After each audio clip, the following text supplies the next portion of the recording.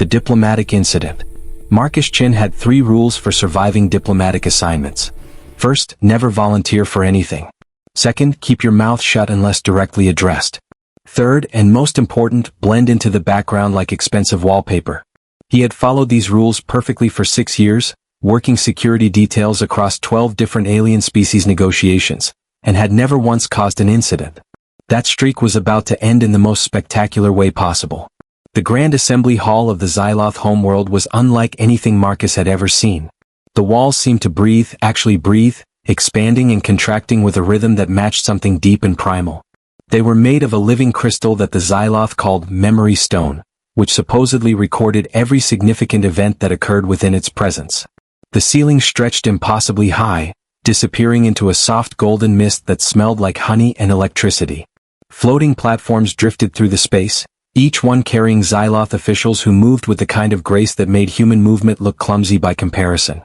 The Xyloth themselves were stunning. They stood roughly 7 feet tall, with elongated limbs that seemed to bend in one extra place compared to human joints. Their skin shimmered with an iridescent quality that shifted between deep purple and midnight blue, depending on the angle of light. But it was their eyes that caught everyone's attention, large and luminous, with 3 rings of color that rotated slowly like lazy galaxies. No 2 Xyloth had the same eye pattern, and among their people, eyes were considered the window not just to the soul, but to one's entire ancestral line. Marcus stood at his designated position, which was essentially a fancy spot near a pillar about 30 feet from where Ambassador Rodriguez was engaged in the delicate dance of establishing trade agreements. His dress uniform was uncomfortable, designed more for appearance than functionality, and his feet were already starting to ache.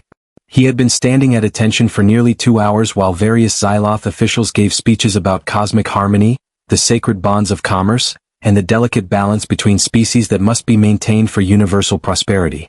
It was, in Marcus's professional opinion, incredibly boring. He let his gaze drift across the assembled crowd, not out of curiosity but out of habit. Security work meant always watching, always assessing, even when nothing seemed to be happening. Especially when nothing seemed to be happening. That was usually when things went wrong. The Xyloth royal family occupied an elevated platform at the far end of the hall.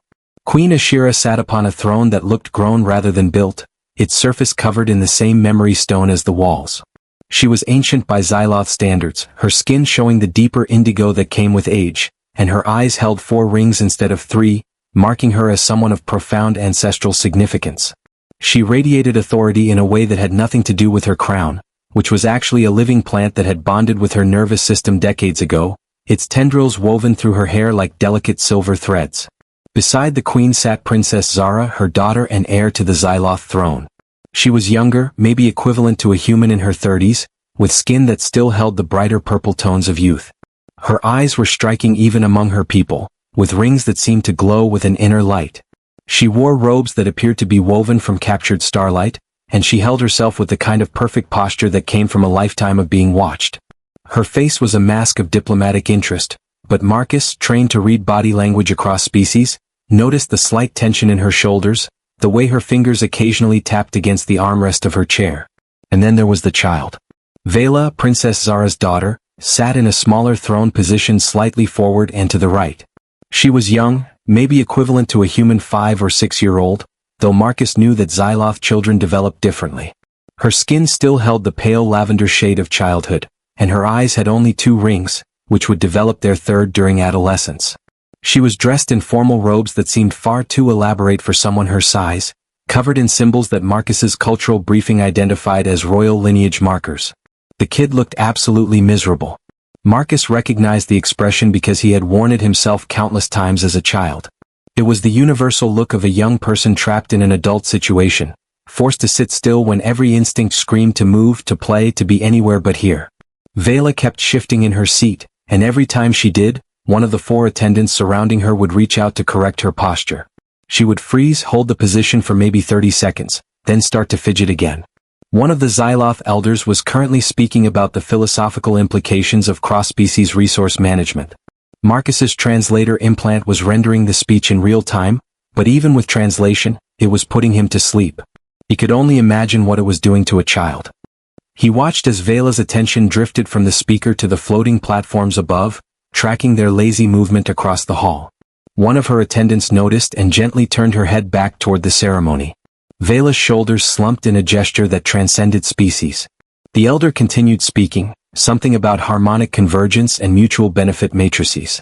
Ambassador Rodriguez was nodding along with an expression of deep interest that Marcus knew was completely manufactured. The man had probably stopped listening 20 minutes ago and was running through diplomatic responses on autopilot. Then Vela moved. It was subtle at first. She leaned slightly to the left, testing the attention of her attendants. When none of them immediately corrected her, she leaned a bit further. One of the attendants reached for her, but Vela ducked under the reaching hand with surprising agility. In the time it took the attendant to register what had happened, the child had slipped out of her throne and dropped to the platform floor. Marcus's training kicked in automatically. His eyes tracked the movement, categorizing it as potential security concern, assessing threat level, analyzing possible responses. But he kept his body perfectly still. Not his problem. Not his jurisdiction. The Xyloth had their own security and they were already reacting. 3 attendants moved toward Vela, their movements quick but careful, trying not to disrupt the ceremony. The child saw them coming and darted between 2 Xyloth officials who were too focused on the speaker to notice. She moved with the kind of fearless speed that only young children possess, that absolute confidence that the universe will somehow not let them crash into things. Several nobles noticed the commotion now. Marcus saw ears turning, which was the Xyloth equivalent of swiveling your head. The child was weaving through the crowd like water finding gaps in rocks, and her attendants were falling behind, hampered by their formal robes and the need to maintain some level of dignity. Vela's eyes were scanning the room, searching for something. Marcus watched with detached professional interest as the child evaluated and dismissed various hiding spots. Behind that cluster of officials? No, too close to the attendants. Under that floating platform? No, too exposed. Behind those decorative urns? No, too obvious. Then Vela's eyes locked onto Marcus. The moment their gazes met, something strange happened. Marcus felt a sensation in his chest, not painful but distinctly odd, like someone had reached inside and touched something that shouldn't be touchable. It was warm and curious and searching, and it reminded him uncomfortably of the feeling he used to get at the orphanage when new kids arrived, that sense of someone desperately looking for safety. Oh no, Marcus thought. Please no. Vela's expression shifted from desperate search to something that looked like relief. She changed direction, now moving with clear purpose, and Marcus realized with slowly mounting horror that she was running straight toward him. His implant helpfully calculated the time to impact. Approximately 4 seconds. His brain unhelpfully supplied several scenarios, all of them ending badly. Move away from the child? Diplomatic incident. Try to redirect her? Touching a royal heir without permission was probably a serious crime. Stand still and hope she runs past him? That seemed unlikely given the determined look on her small face. He chose the only option that seemed survivable. He stayed absolutely still, hands at his sides in clear view, body language as non-threatening as he could manage, and prayed that whatever was about to happen wouldn't require him to find new employment. Vela covered the distance in a sprint that was impressive for someone with legs that short. She dodged around a Xyloth official who tried to intercept her, slid across a section of the impossibly smooth floor, and crashed directly into Marcus's legs. Then she wrapped both small arms around his left calf and pressed her face against his knee. The universe paused. Marcus had been in combat situations. He had been in diplomatic crises. He had once been in a room when 2 alien ambassadors had drawn weapons on each other over a translation error involving their respective words for honored guest and acceptable food source. None of those experiences had prepared him for the absolute, profound silence that followed a royal child using him as a hiding spot. Every Xyloth eye in the room turned toward him. Not the slow turn of casual interest, but the sudden, synchronized movement of a crowd collectively witnessing something impossible. Marcus kept his breathing steady. His hands remained visible and motionless. His eyes stayed forward, not looking down at the child because looking down would require moving his head, and moving seemed like a very bad idea. He could feel Vela trembling slightly, her small body pressed against his leg, her arms gripping his uniform with surprising strength. And he could feel that strange warmth in his chest intensifying, that sensation of being examined by something beyond normal perception. The attendants had frozen mid-step, clearly unsure how to proceed. The Xyloth security forces, who Marcus had barely noticed during the ceremony, suddenly became very noticeable as they moved into positions around him. They carried weapons that looked like crystalline staffs, and Marcus's implant unhelpfully informed him that these were harmonic disruptors capable of turning human bone structure into powder. Ambassador Rodriguez had gone pale. His mouth was opening and closing, but no sound was coming out. The man was clearly cycling through every diplomatic protocol he had ever learned, finding nothing that covered royal alien child unexpectedly hugs human security officer during formal ceremony. The elder who had been speaking had stopped mid-sentence. His luminous eyes were wide, all three rings spinning rapidly in what Marcus's cultural database suggested was extreme surprise. Princess Zara had risen from her throne. Her movement was smooth, but Marcus could see the tension in every line of her body. She was staring at him, at her daughter, at the impossible configuration they presented, and her expression was cycling through emotions too quickly for Marcus to identify. But it was Queen Ashira's reaction that made Marcus's heart rate spike even higher. The queen had stood, and apparently, that was significant because several nobles gasped audibly.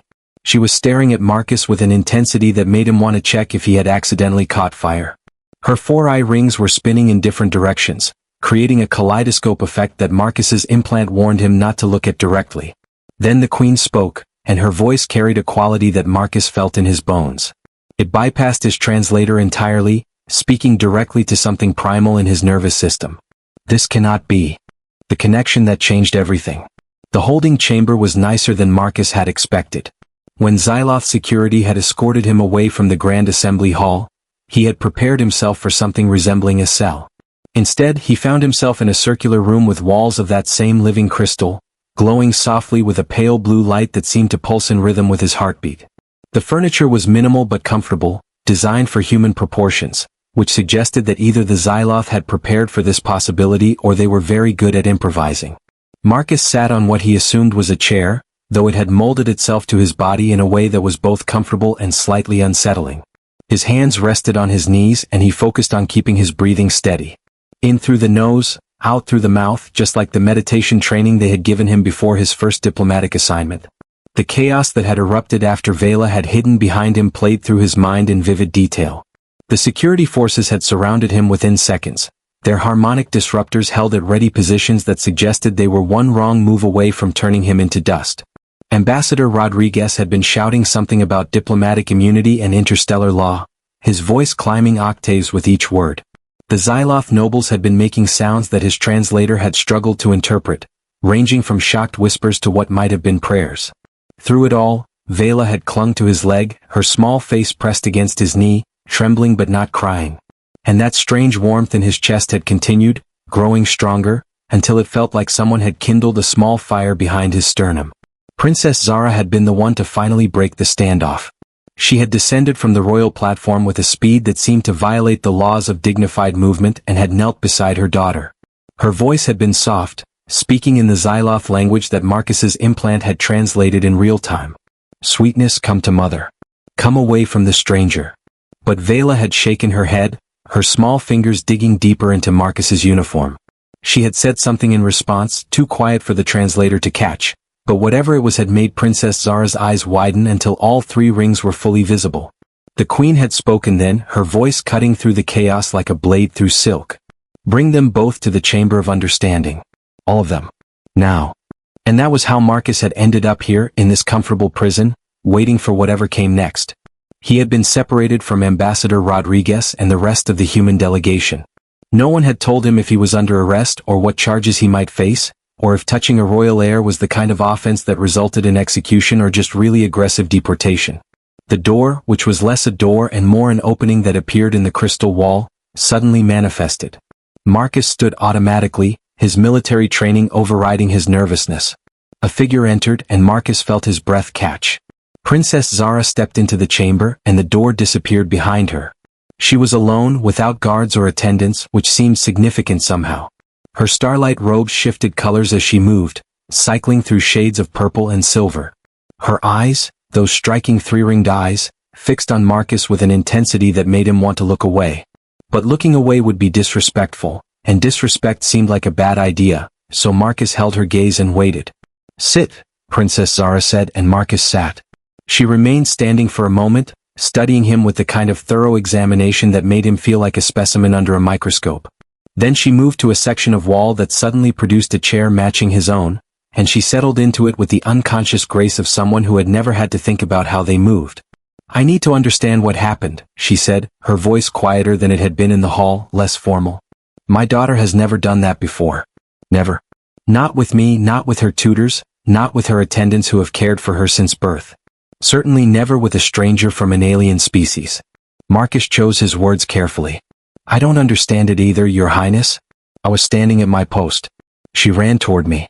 I didn't move, didn't encourage her, didn't do anything except stay still. I swear on everything I hold sacred, I did not intend for any of this to happen.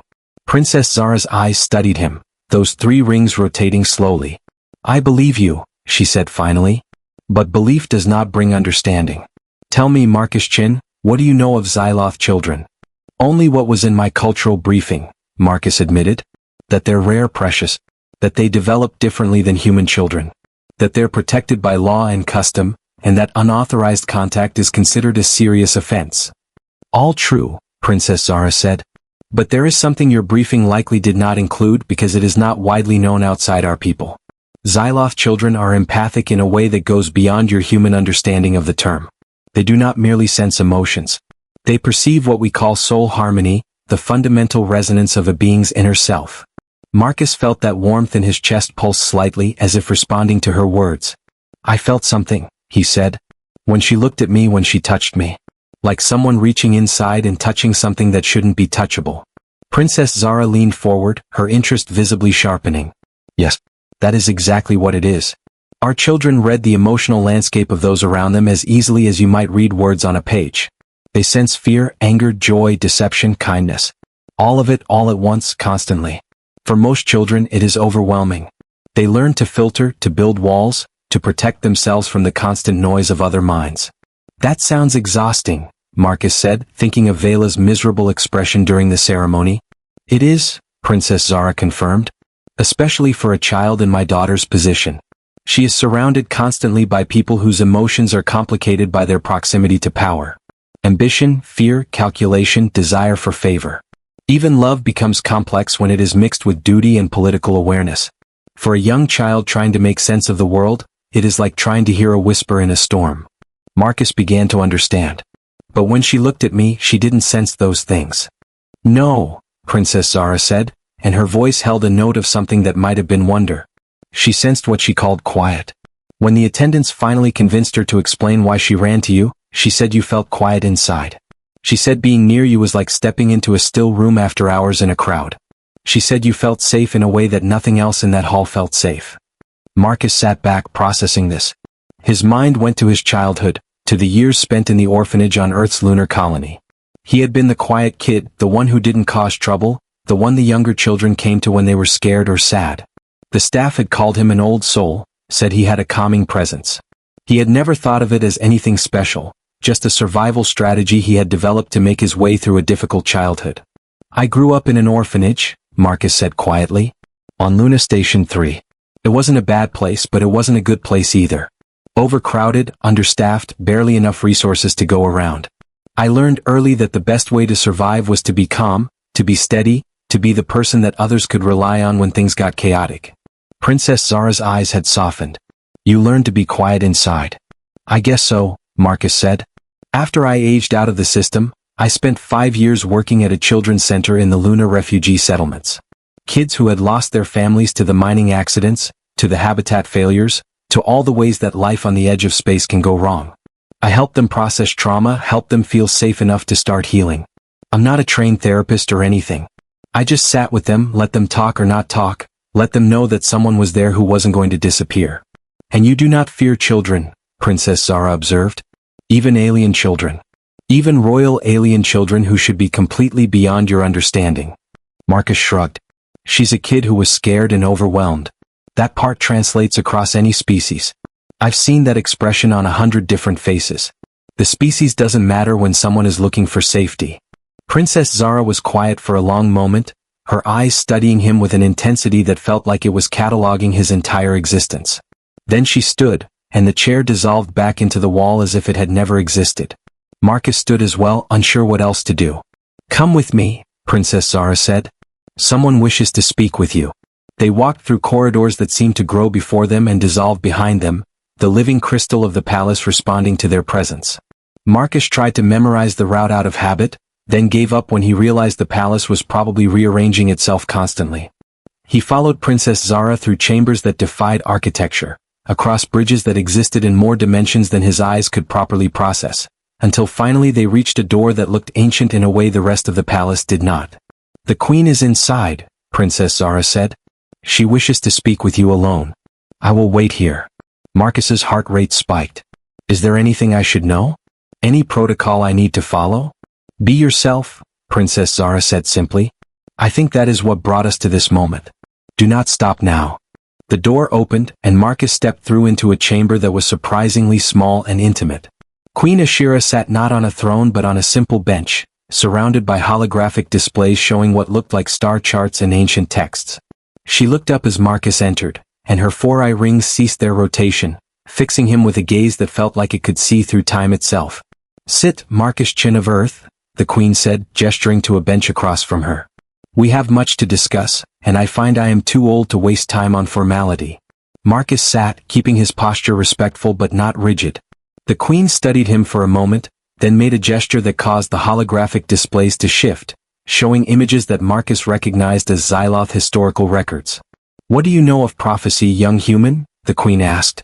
"Only that most species have them," Marcus said carefully, "and that they're usually vague enough to mean almost anything." The queen's mouth curved in what might have been a smile. "A pragmatic answer. I appreciate pragmatism. But some prophecies are not vague. Some are quite specific, carved into our oldest memory stones by seers who touched something beyond normal time.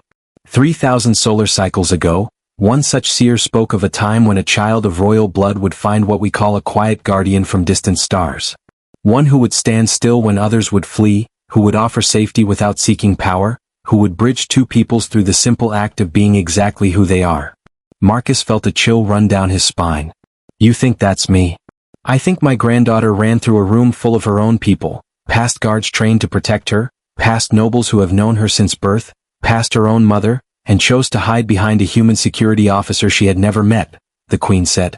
"I think she told us you felt quiet inside, which is what our oldest prophecies say the quiet guardian would feel like. I think everything in our understanding of reality says what happened today should not have been possible, and yet it happened anyway." "What does this mean?" Marcus asked, feeling like the ground beneath him had become suddenly uncertain. "It means, Marcus Chin, that I am going to offer you something that has never been offered to an outsider in all of Xyloth history," Queen Ashira said. "My granddaughter is struggling. The weight of her position, the constant sensory input from those around her, the pressure of being heir to an heir, it is crushing her spirit. She needs someone who can be quiet for her, who can offer her safety without complication, who can teach her that the universe is not always overwhelming." The queen stood and Marcus stood with her. She was taller than him, but she moved closer until they were nearly at eye level, and Marcus could see the depth of age and wisdom in those four spinning rings. "I am offering you the position of cultural liaison to Princess Vela," the queen said. "You would remain here, on our world, and help my granddaughter learn to navigate both her own gifts and the wider universe. You would be her teacher, her guardian, her bridge to understanding species beyond her own. You would be given quarters in the palace, resources beyond measure, and the protection of the royal house. You would also be giving up your life as you know it, leaving your people, accepting a responsibility that has no precedent and no guide." Marcus's mind reeled. "Your Majesty, I'm just a security officer. I'm not a diplomat, not a teacher, not anyone important." "You are someone a frightened child trusted," Queen Ashira said simply. "That is perhaps the most important credential of all. I'm not asking you to decide this moment. Take time. Think. But know that if you accept, you will be changing not just your own destiny, but potentially the destiny of our two peoples." The queen returned to her bench and Marcus understood he was dismissed. He bowed, deeper than protocol required, and turned toward the door. As he reached it, the queen spoke again. "Marcus Chin. Thank you for standing still when you could have moved. Sometimes the greatest courage is in doing nothing except being exactly who you are." Marcus returned to his holding chamber, his mind spinning. He sat on the chair that molded itself to his body and stared at the glowing walls. He thought about Luna Station 3, about the children's center, about all the scared kids he had sat with over the years. He thought about his life in security services, moving from assignment to assignment, never staying anywhere long enough to put down roots.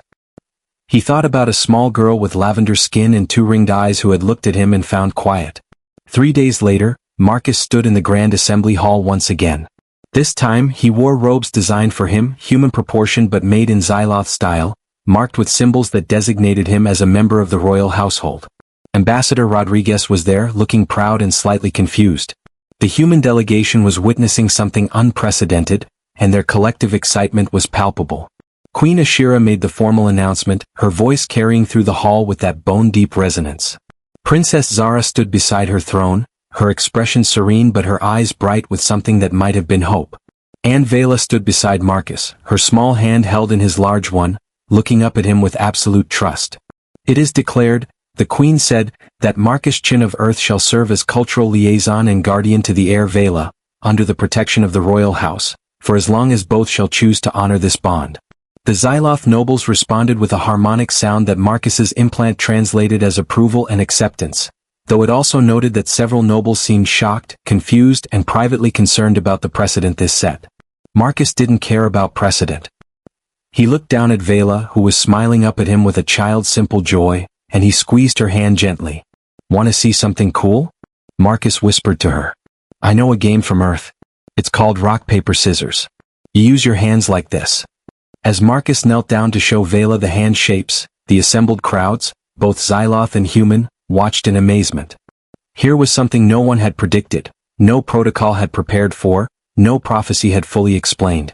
A human and a Xyloth child, playing a simple game, building a bridge between worlds with nothing more complicated than trust. Princess Zara watched her daughter laugh, a sound she had not heard in months, and felt tears form in her eyes. Queen Ashira watched the quiet guardian teach her granddaughter the ancient human game, and wondered what other wonders this strange new alliance might bring. And Marcus Chin, orphan of Luna Station 3 security officer turned guardian, taught an alien princess how to make a rock with her three-fingered hand, and thought that maybe, just maybe, he had finally found where he belonged. The universe, it seemed, had a sense of humor after all.